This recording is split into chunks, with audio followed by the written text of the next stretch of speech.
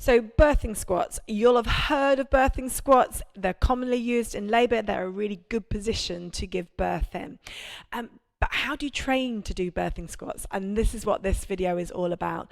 Well, you need to practice them, that's absolutely for sure. And you do need really strong legs and a strong butt to be able to use them successfully in labor so that you can actually labor with that movement. Now, it's not a movement that everybody wants to use in labor, and you might find that, you come to the idea of it in labor and you're like, oh, I'm never doing that. Oh no, I just don't want to. That's fine. The point is it gives you a choice so that when you do get to labor, because if this is your first pregnancy or even it's second pregnancy and you didn't do it before, you don't know whether it may be something that you can pull out of your toolbox and use in labor. So we're going to do these birthing squats because they're fantastic anyway to give you strong legs and butt. So hey, it's all good.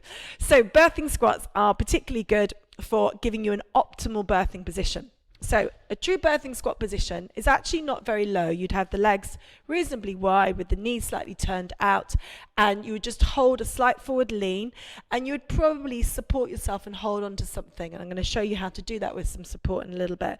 But you may be holding onto the back of a bed or onto a bar or holding onto a person, and that would be your squat position. So it's not very low. But in order to get your legs strong enough and your butt strong enough to hold that position for quite some time, then you need to train them in a lower position.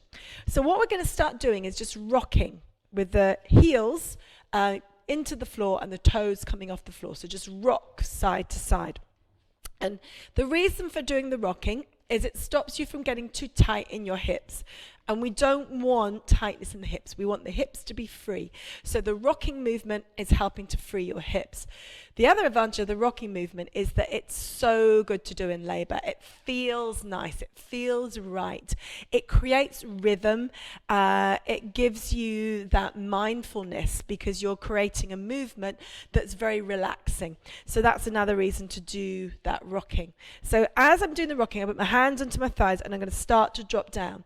Now I'm just going to pause for a second just so you can see the position of my back. I'm slightly leaning forward, but I'm not really leaning forward and sticking my bottom out. So you've got that slight lean forward. Now what you will start to feel is these quad muscles really kicking in as you do this movement. We don't want these muscles to be dominant. We want the glutes to work as well. Now the more you kind of bring your back upright and the more you push your knees out, the more you're going to feel it in your bottom. So if you're feeling your quads are really burning, try coming up taller a little bit more and squeezing into your bottom. What I'm doing right now is not what you would do in birth. Yeah, in birth you would be here and maybe slightly higher. But to train your legs to do this, you're going to come into that more upright position.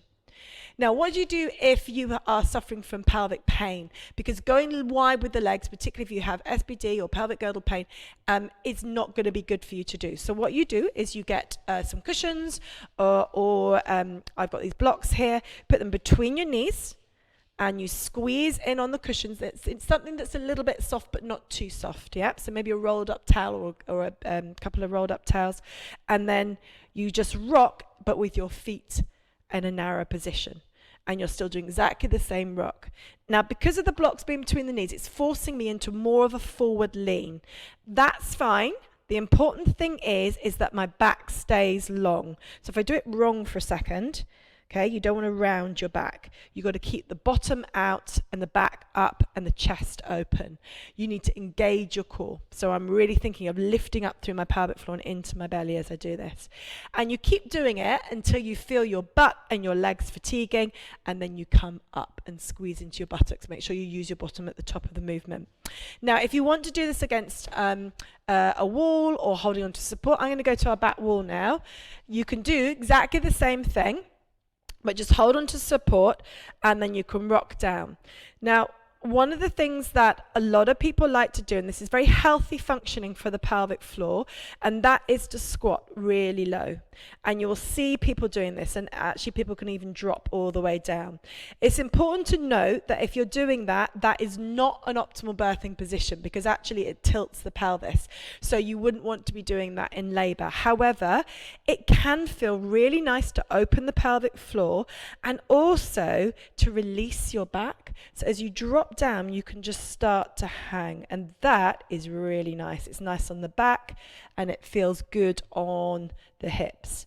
Again, this is all very individual, and if you're not very flexible or if you have any kind of pelvic girdle pain, you're not going to do that. But you can, just by supporting onto a bar, you can rock. If you're in labor, you might actually do it in this position here, which is actually, it's a lovely position to labor in. So it's all about giving you choices in terms of your experience in birth. So if you train in this position, so I'm still doing the rocking, I've just got a little bit of support, and that might be really good for you if you feel you just need to hold onto that, or if your core is not as strong as it could be. So that's particularly good later on in your pregnancy when your bumps got really big. It's nice to hold on to the bar. Well done for completing this workout. I hope you enjoyed it, and if you did, please do like and subscribe to our channel so you can get more of the workouts in this series.